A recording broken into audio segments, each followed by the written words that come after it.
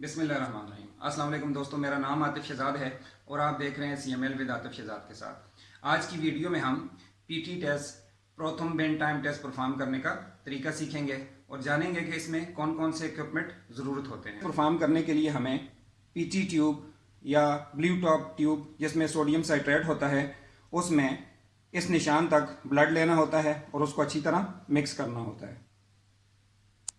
उसके बाद हम इस ब्लड को 15 मिनट के लिए 4000 RPM सेंट्रीफ्यूज मशीन में सेंट्रीफ्यूज करते हैं।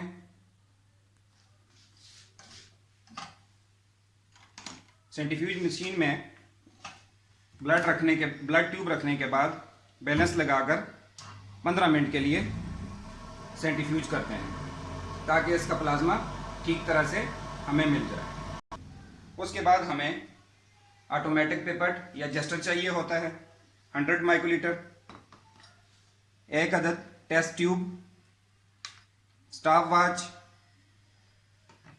और PT रीजेंट।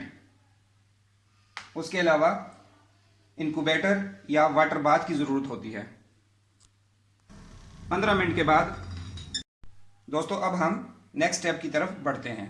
उसके लिए हमें 200 माइक्रोलीटर PT रीजेंट ट्यूब में लेना है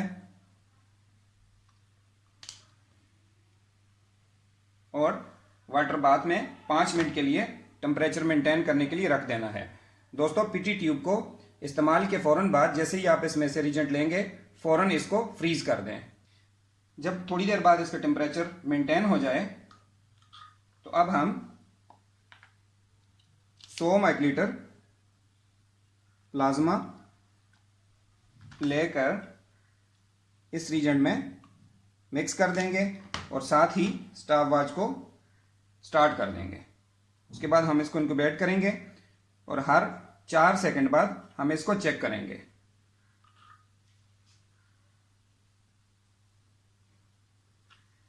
दोस्तों आप देख सकते हैं कि यहाँ पे एक क्लॉट हो गया है। 17 सेकंड हमारा टेस्ट टाइम था और ये 17 सेकंड में क्लॉट हो गया, तो यही हमारा 17 सेकंड रिजल्ट होगा।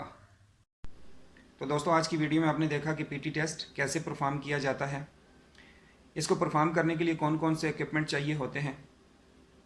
नेक्स्ट वीडियो में हम बात करेंगे PT की नॉर्मल रेंज पर, इसकी रिपोर्ट बनाने का तरीका आपको सिखाऊंगा और डिस्कस करेंगे उन वजूहात या बीमारियों पर जिसमें डॉक्टर ये टेस्ट तजवीज़ करता है।